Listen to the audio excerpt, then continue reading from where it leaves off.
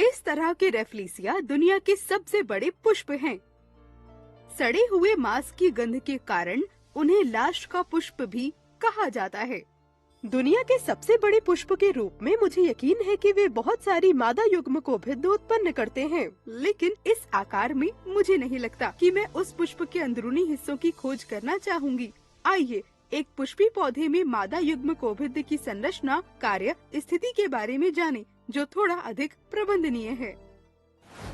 इस टॉपिक में हम आवृत्त बीजी में बीजांड के भीतर मादा युग्मकोभिद या भ्रूण कोश की स्थिति, संरचना और विकास के बारे में जानेंगे।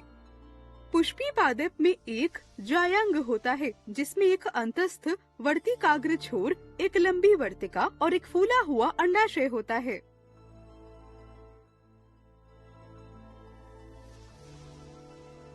अंडाशय को नजदीक से देखने पर विकासशील बीजांडों की उपस्थिति का पता लगता है। तरुण बीजांड एक उभार के रूप में प्रकट होता है, जो एक छोटे डंठल के द्वारा कोष्ठक में बीजांडासन से जुड़ा होता है, जिसे बीजांड व्रंत कहा जाता है। बीजांड का केंद्रीय भाग एक गुरु बीजाणुधानी के रूप में कार्य करता है। कुछ समय बाद गुरु बीजाणुधानी के भीतर एक एकल गुरु बीजाणु मात्र कोशिका अपने बड़े आकार के कारण विशिष्ट हो जाती है। यह द्विगुणित गुरु बीजाणु में फिर अर्धसूत्री विभाजन होता है, जिससे 4 अगुणित गुरु बीजाणु बनते हैं।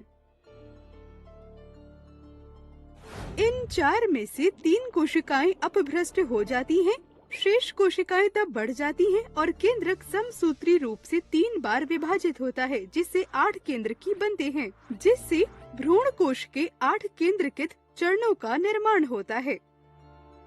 इस चरण के बाद कोशिका भित्ति का निर्माण होता है। इनमें से 3 केंद्रकी 3 प्रति व्यासांत कोशिकाओं को बनाने के लिए भ्रूण कोश के एक छोर पर चले जाते हैं। अन्य 3 केंद्रकी भ्रूण कोश के दूसरे छोर पर चले जाते हैं और सहायक कोशिकाओं और एक अंड कोशिका का निर्माण करते हैं। भ्रूण कोश के केंद्र में रहने वाले 2 केंद्रकी केंद्रीय कोशिका के ध्रुवीय केंद्रकी बनाते हैं। भ्रूण कोश कोशिकाओं की 2 सुरक्षात्मक परतों से घिरी होती है, जिन्हें अध्यावरण कहा जाता है। अध्यावरण भ्रूण कोश को पूरी तरह से ढक लेते हैं, सिवाय उस सिरे को जहाँ एक छोटा सा छिद्र होता है, जिसे बीजांड द्वार कहा जाता है। आइए सारांश देखें।